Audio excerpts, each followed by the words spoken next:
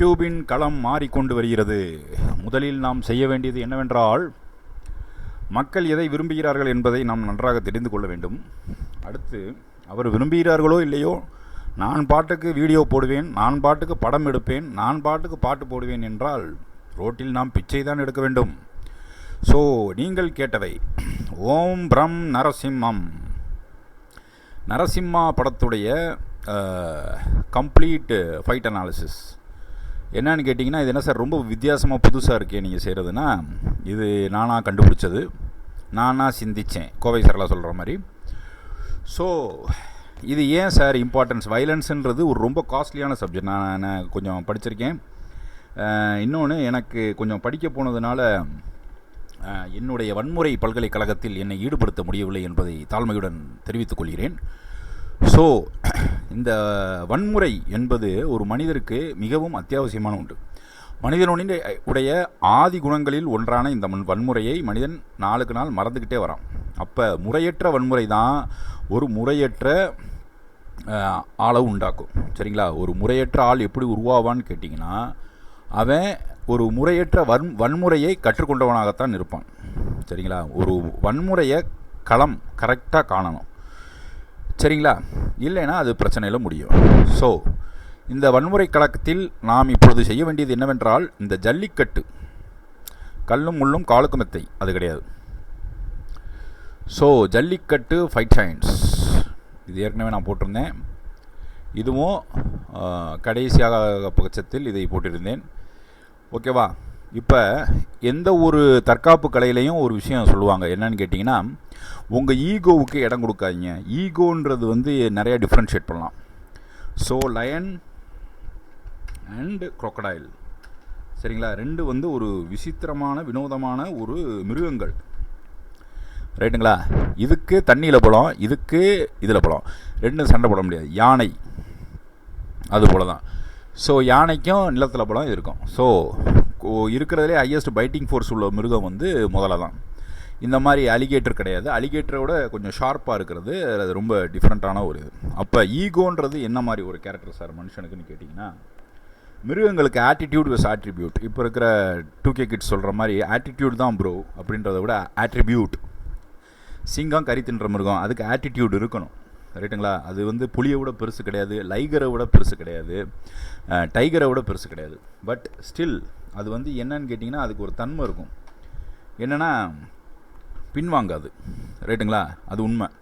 சில எல்லா மிருகங்களுமே அப்படி இருக்குமான்னு கேட்டிங்கன்னா கிடையாது. லைகர் கிட்டத்தட்ட 450 kgs இருக்கும்னு நினைக்கிறேன். சாரி, 150 or 250 kgs இருக்கும். 6 feet இதிலிருந்து இருக்கும். லைகர் வேறு, டைகர் வேறு, ரைட்டா? இது லைகர் இது.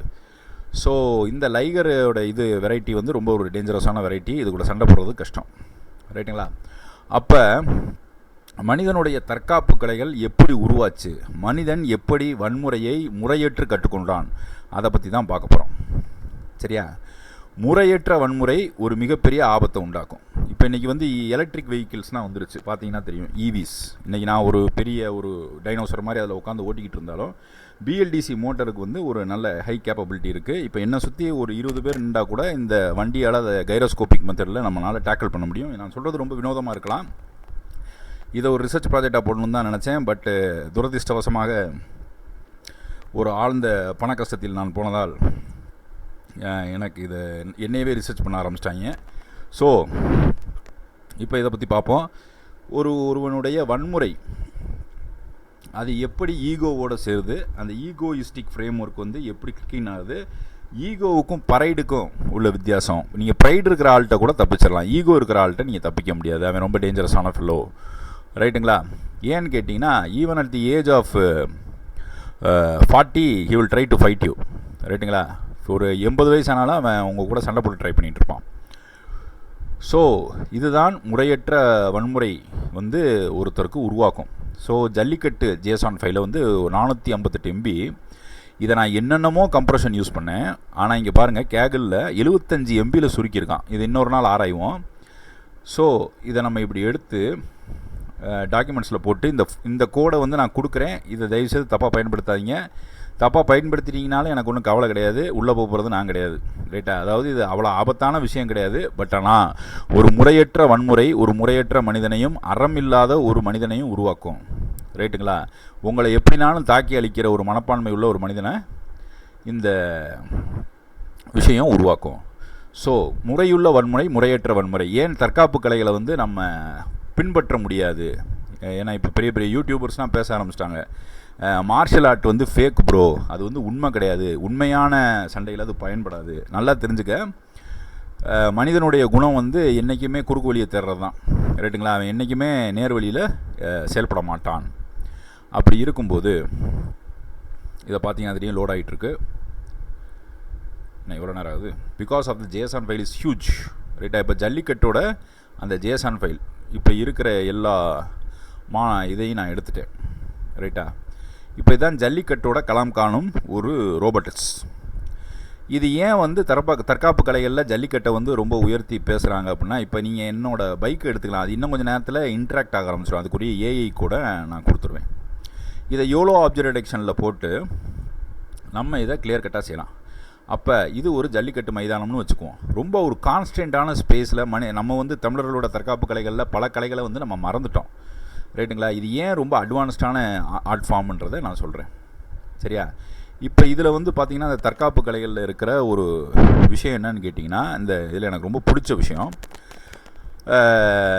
இந்த எந்திரன், அதாவது நம்மளுடைய எந்திரன், இதை வந்து இன்ட்ராக்ஷன் சிஸ்டமாக கொண்டு வரணும். இப்போ இது வந்து எப்படின்னு கேட்டிங்கன்னா, ஜேசான் ஃபைலு இதுக்கு அந்த அளவுக்கு வந்து மெமரி எடுக்காது. ஸோ செர்வர் மூலிமா அதை ஆக்டிவேட் பண்ணிவிட்டு உண்மையான லொக்கேஷனில் ஒரு ஆபத்தான சிச்சுவேஷனில் வார் டைமில் கூட இதை நம்ம யூஸ் பண்ணலாம்.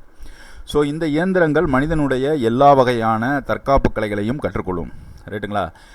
ஒன்று. இன்னொன்று, இது ரெக்ரெஷன் மூலிமா செயல்படக்கூடிய ஒன்று. எந்த இடத்துக்கு எப்படி போகணும், என்ன ஆக்ஷன் பெர்ஃபார்ம் பண்ணணும் அப்படின்றது ஒரு மனிதனுடைய ஒரு அடிப்படை டாக்டிக்ஸ். ஸோ நான் பார்த்த வரைக்கும், நான் கொஞ்சம் கல்வியில் ஈடுபட்டதுனால எனக்கு வந்து வன்முறையில் ஈடுபடக்கூடிய நேரங்களோ இதுவோ கிடைக்கல. பட் ஆனால் வன்முறையை நான் ஏன் படிக்கணும்னு நினைக்கிறேன்னா, அது முறையற்று போச்சு. இப்போ இருக்கிற காலகட்டத்தில் சில போதை வஸ்துக்கள் இந்த மாதிரி விஷயங்களை பயன்படுத்தும் போது ஒருவனுக்கு தற்காப்பு கலைகளுடைய விஷயம் தெரியாத ஒருவன் அவன் அதற்கு வயப்பட்டு விடுவான். சரியா? இப்போ இந்த விஷயத்தில் பார்த்தீங்கன்னா உங்களுக்கு நல்லா தெரியும், இது வந்து ஒரு ஜல்லிக்கட்டோட போஸ்ட் எஸ்டிமேஷன். ரைட்டாக? இதை நாங்கள் சிமுலேட் பண்ணியிருக்கோம். ஸோ ஒரு மாடு போகுது அப்படின்னா அதோட கொம்பை வச்சு இப்படி அடிக்குதுன்னா யாரும் நிற்கக்கூட முடியாது அந்த ஸ்பாட்டில். ரைட்டுங்களா? அப்படி இருக்கும்போது ஒரு இயந்திர மனிதன் அதை வந்து எப்படி டேக்கிள் பண்ணுவான்? ரைட்டுங்களா? அவனுடைய டேக்கிளிங் கேப்பபிலிட்டிஸை தான் இப்போ பார்க்க போகிறோம். ஸோ இதில் நீங்கள் பார்க்கக்கூடிய எல்லாமே என்னன்னு கேட்டிங்கன்னா, ஒரு மாடு வந்து இன்ட்ராக்ட் ஆகிருக்கு. இதுக்கு யோலோ ஆப்ஜெக்ட் டிடெக்ஷன் யூஸ் பண்ணுறோம். இந்த யோலோ ஆப்ஜெக்ட் டிடெக்ஷன் மூலிமா நம்ம பண்ணும்போது நமக்கு 2 வகையான விஷயங்கள் நன்றாக புரிகிறது. என்னன்னு கேட்டிங்கன்னா, எல்லாருமே இதில் மேலே கம்பு மேலே ஏறி நின்றுவாங்க. சரிங்களா? கம்பு மேலே ஏறி நின்றுவாங்க. இதில் அந்தளவுக்கு செயல்படக்கூடிய ஆற்றல் யாருக்கு இருக்காது. ஆனால் ஒரு ஒருமித்த கருத்தோட ஒரு 2 கொம்பு இருக்கிற ஒரு மிருகம், அதுக்கு அவ்வளோ ஆயுதங்கள் கிடையாது, 2 கை இருக்கிற மாதிரி 2 கொம்பு, தலையின் மூலமாக அதை ஆக்டிவேட் பண்ணுறாங்க. என்னடா அவங்க அண்ணனுக்கு என்னடா கொம்பாடா இருக்குது அப்படின்னு ஒரு பேச்சு வழக்குகள் உண்டு, 1000 வழக்குகள் உண்டு. அப்போ இந்த பேச்சு வழக்குகள் எல்லாத்தையும் தாண்டி நாம் பார்க்கும் பொழுது நமக்கு என்ன தோன்றுகிறது என்றால், ஒரு மனிதன் தற்காப்பு கலையை மறந்ததனால்தான் முறையற்ற வன்முறையில் ஈடுபடுகிறான். அவனுக்கு இப்போ கராத்தேயில் இருக்கவங்கன்னா கத்துவாங்க. அப்போ கத்தும்போது அவங்க என்ன நினைக்கிறாங்க, அவங்க இப்போ வந்து பார்த்திங்கன்னா, இப்போ ஒரு ஆள் விழுந்துட்டார்னா அவனுக்கு ஒரு ஈகை பண்பு வேணும். என்ன பண்புனா, அவனுடைய கூட்டி சென்ற ஆட்களை விட்டு செல்லக்கூடாது. அதனால் வந்து போர்க்கலைகளில் ஒன்று. ரைட்டா? இப்போ இதுதான் வந்து இந்த தற்காப்பு கலைகளில் அவங்க கற்றுக் கொடுக்குறது. ஸோ இதே போன்று கண்ணோட போது என் கண்ணாடி பூவே அப்படின்றதுனா நான் வச்சுருக்கேன். இது ஏன் இதை பண்ணணும் சார், இது நாளைக்கு ஒரு பெரிய விஷயமாக மாறுமானா கண்டிப்பாக மாறும். ஏன்னா மனிதனுடைய ஒரு அழுக்கான குணங்கள், அவனுடைய மிக மிக அப்பழுக்கற்ற மாவீரன் மாதிரி அப்பழுக்கற்ற ஞானி தான் ஒரு அப்பழுக்கற்ற தீர்வுகளை கொடுக்க முடியும். யாருமே வந்து இது பண்ணுறதுனாலையோ ஒரு வன்முறையை வந்து கையில் எடுக்கிறதுனாலையோ இதனாலேயோ தீர்வு கொடுக்க முடியாது. ஒரு நிரந்தர தீர்வுக்கு நம்ம ரெடி ஆகணும். ஸோ இது வந்து நரசிம்மா படத்துடைய ஒரு போஸ்ட் எஸ்டிமேஷன். ரைட்டுங்களா? எவ்வளோ வேகமாக போகுது பார்த்தீங்களா? டக்குன்னு போகுது. ஸோ இந்த படத்தில் வர போஸ்ட் எஸ்டிமேஷன் மாதிரி நம்ம இதில் நிறைய விஷயங்கள் கற்றுக்கொள்ளலாம். அதில் அந்த நரசிம்மர் வந்து என்ன செய்வார்னா, இப்போ ஒருத்தர் அந்த குழந்தையை நோக்கி அந்த 4 சிப்பாய்கள் வரும்போது அவர் அந்த நரசிம்மர் வந்து அதை காப்பாற்றுறாரு, ஓடி வந்து காப்பாற்றுறாரு. அதுதான் இந்த போஸ்ட் எஸ்டிமேஷனில் நம்ம பார்க்க முடியுது. அப்போ இதில் இருக்கிற சில விஷயங்கள், ஐடி போடுறது, ஃபைட் சயின்ஸை புரிஞ்சுக்கிறது. இப்போ எல்லோரும் உள்ளே வந்து நிற்கிறாங்க, கரண்ட் கட் ஆயிரும். சரிங்களா? கரண்ட் கட் ஆயிடுச்சுன்னா என்ன ஆகுன்னு கேட்டிங்கன்னா, இவங்க எல்லாமே அந்த குழந்தையை நோக்கி வராங்க. சரிங்களா? குழந்தையை நோக்கி வரும்போது அந்த ஃபைட்டுன்றது ஆரம்பிக்குது. சரிங்களா? ஃபைட்டுன்றது ஆரம்பிக்கும் போது இது நான் post estimation by YOLO V12 multiple. இப்போ அவர் பாஞ்சு வந்து அடிக்கிறார் பாருங்க, நரசிம்மர் பாஞ்சு வந்து அடிக்கும்போது அதுக்கு ஒரு ஐடி ப்ரொவைட் பண்ணோம். ஐடி ப்ரொவைட் பண்ணுறது மட்டும் இல்லாமல் அந்த சோல்ஜர்ஸ்னால் உள்ளே நடந்து வராங்க. அப்போ இது வந்து கிட்டத்தட்ட ஒரு ஜல்லிக்கட்டு மாதிரி தான். ரைட்டுங்களா? நீங்கள் ஜல்லிக்கட்டை வந்து மல்டிபிள் அட்டாக்கர்ஸ்க்கு நீங்கள் தாராளமாக யூஸ் பண்ணலாம். இதை நிறைய பேர் புரியாமல் பேசுகிறாங்க. ரைட்டுங்களா? அதனால் இது ஜல்லிக்கட்டு வார்ஃபேருன்றது வந்து it is a very highly ancient and designed warfare for multiple attackers. இது வந்து இப்போ இருக்கிற ஜெனரேஷனுக்கு, இப்போ இருக்கிற ட்ரெயினர்ஸ்க்கு அது புரியாது. ஒருவனை அதிக பலத்துடனோ காயப்படுத்தும் விதத்துடனோ தாக்குவது என்பது மிகவும் ஆபத்தான ஒரு விஷயம். பார்த்திங்கன்னா நரசிம்மர் பாஞ்சு அடிக்கிறார் பார்த்தீங்களா, அது கொஞ்சம் கொஞ்சம் இருக்கும். இப்போ அடுத்து மீடியா பைப்பில் போடும்போது அது கரெக்டாகும். சரிங்களா? அதுதான் இந்த விஷயத்தில் நம்ம பார்க்க வேண்டியது. இன்னொன்று டைப்ஸ் ஆஃப் பஞ்சஸ் இருக்குது, ஒவ்வொருத்தருக்கு இது இருக்குது, எல்லாமே இருக்குது, அதை நான் பார்ப்போம். சரிங்களா? இதுதான் இதில் சொல்லக்கூடிய ஒரு விஷயம். அப்புறம் அடுத்து இருக்கிறது இந்த விஷயத்தில் நீங்கள் பார்க்கலாம். ஸோ தமிழ் ரெட்ரோ மூவி, இந்த ரெட்ரோ மூவியில் வந்து ஒரு ஃபைட் அனாலிசிஸ் நான் பண்ணியிருந்தேன். ஒரு ட்ரெயினுக்குள்ளே நடக்கும். இந்த ட்ரெயினுக்குள்ளே நடக்கிற விஷயம் ரியல் லைஃபுக்கு ஒத்து, என்ன நீங்கள் என்ன கிரிக்கெட் மாதிரி பேசிக்கிட்டு இருக்கீங்க, அது எப்படி ரியல் லைஃபுக்கு ஒத்து போகும் அப்படின்னு கேட்கலாம்.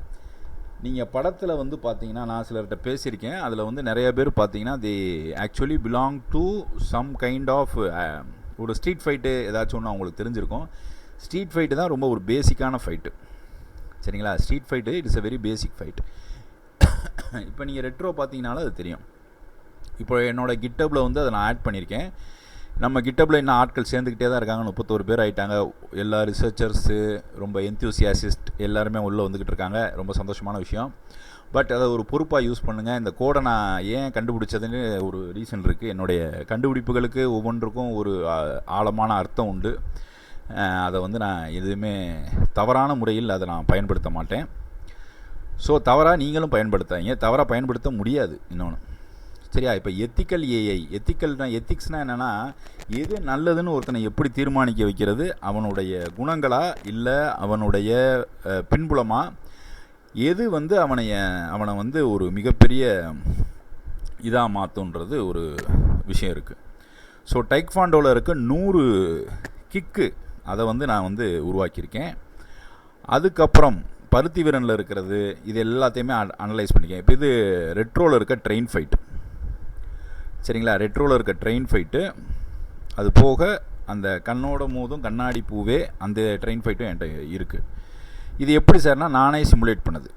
ரைட்டுங்களா? இது வந்து நானே ஒரு சில ஆக்ஷன்ஸ் பெர்ஃபார்ம் பண்ணி சிமுலேட், படங்களோ இதுலேருந்தோ எடுத்த மாதிரி கிடையாது. ஓகேவா? ரெட்ரோ ட்ரெயின் ஃபைட்டு எல்லாமே இருக்குது. இது ஏன் சார் இது ஒரு மிகப்பெரிய பொழுதுபோக்காக மாறக்கூடிய காலங்கள் வந்து விட்டது. ஸோ வைலன்ஸ் அப்படின்றது வந்து ஒரு மிக மிக மிக ஆபத்தான ஒரு விஷயம் நீங்கள் நினைப்பீங்க, கிடையாது. மனிதன் வந்து வன்முறையை எதுக்கு பயன்படுத்தினா, இன்றைக்கி வந்து அது கட்டுப்படுத்தப்பட்டிருக்கு. இன்றைக்கி வந்து தப்பாக எடுத்துக்காங்க, ஒரு ப்ராஸ்டியூஷனோ ஒரு விஷயங்களோ ஒரு சட்டம் போட்டு அதை கட்டுப்படுத்துகிறாங்கன்னா, அதை வந்து ஏன் இப்போ சாராயம் காய்ச்சறதோ சாராயம் இது பண்ணுறதோ நிறைய பேர் தப்பாக சொல்லிட்டு இருக்காங்க. அதே சமயம் நீங்கள் ஒன்றை நன்றாக புரிந்து கொள்ள வேண்டும். என்னன்னு கேட்டிங்கன்னா,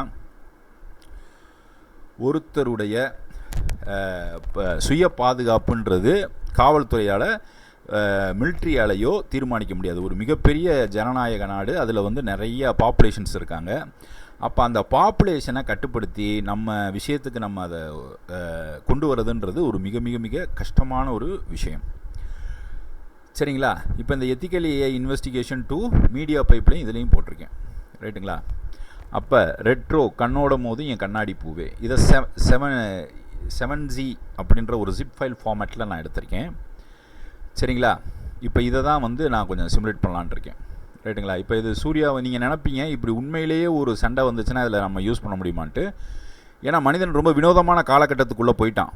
இனிமேல் நீங்கள் திரும்பி பார்க்கும்போது ஏன் சட்டம், காவல்துறை எல்லாமே ஏஐ மூலியமாக இயங்க போகிறது. அப்போ அந்த இயக்கம் வந்து நம்மளை எந்த மாதிரி ஒரு விஷயத்துக்குள்ளே கொண்டு போகும் ஏன் வந்து காவல்துறை வந்து ஒரு சில விஷயங்களை கரெக்டாக கொண்டு போகணுன்றதுக்கு பயங்கர ஒரு ரீசன்ஸ்காண்டி தான் இந்த வீடியோவே. ஸோ மெயினான ஒரு விஷயம் என்னன்னு கேட்டிங்கன்னா, இந்த விஷயத்தை பொறுத்த மட்டும் நமக்கு 2 விஷயங்களை வன்முறையை பற்றி நம்ம புரிஞ்சுக்கணும். ஏன்னா இப்போ என் கூட படித்த பசங்களே நிறையா பேரை நான் பார்த்துருக்கேன். எனக்கே ரொம்ப வருத்தமாக இருக்கும். ஒரு சிலர்ஸ் வந்து பயங்கர ஒரு கற்றற்ற வன்முறை, ஒரு முறையில்லாத வன்முறையில் தன்னை ஈடுபடுத்தி வாழ்க்கையவே தொலைச்சிருக்காங்க. அதனால் என்னையுமே அப்படி தொலைக்க வைக்க நிறைய பேர் ட்ரை பண்ணாங்க. பட் ஆனால் நான் என்னோடய கல்வி தான் எனக்கு அந்த அறிவை கொடுத்துச்சு, ரைட்டுங்களா? வேறு எதுவும் எனக்கு அந்த அறிவை கொடுக்கல. ஸோ மடமை என்னும் இருள் சூழ்ந்த உலகில் கல்வி ஒன்று மட்டுமே ஒளிவிளக்காய் அமையும். நான் சொல்கிறது கிண்டலாக இருந்தால் கிண்டலருக்கு சிரிச்சுக்கிட்டே போங்க. ஸோ கண்ணோட மோதும் என் கண்ணாடி பூவே அப்படின்ற பாட்டுக்கு இங்கே நீங்கள் பார்ப்பீங்க, ரைட்டா? இதில் வர அந்த fight it's a complete true one, ரைட்டுங்களா? இதில் வந்து நீங்கள் புரிஞ்சுக்க வேண்டியது என்னன்னு கேட்டிங்கன்னா, கண்ணோட மோதும் கண்ணாடி பூவேன்ற பாட்டை காட்டிலும் அந்த பாட்டுக்குள்ளே இருக்கிற சில டெக்னிக்ஸை புரிஞ்சுக்கணும், சரியா? ஸோ இதை ஒரு டார்க்கர் ஃப்ரேம் ஒர்க்கில் நான் பண்ணலான்னு நினைக்கிறேன், ரைட்டா? Dark framework for a better things, சரியா? அப்போ டார்க் ஃப்ரேம் ஒர்க் நான் எப்படி சார் பண்ணுறது அப்படின்னா, ஒரு டார்க் பேக்ரவுண்டில் நீங்கள் பண்ணணும், ரைட்டா? இப்போ இதை வந்து நம்ம எடுக்க போகிறோம். ஓகே, இதை எடுத்தோம்னா நமக்கு அதுக்குரிய சில விஷயங்கள் புரியும். ஓகே,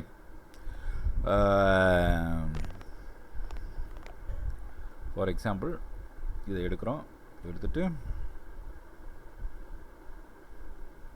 இதில் பேஸ்ட் பண்ணுறோம், ஃபைல் இதை சேவ் பண்ணுறோம். ஓகே, ஏதோ ஒன்று ஏதோ ஒன்று. ஓகே, ஸோ இதில் நிறைய சிமுலேஷன்ஸ் இருக்குது. ஸோ இதை கொஞ்சம் கொஞ்சமாக பார்ப்போம். ஓகே,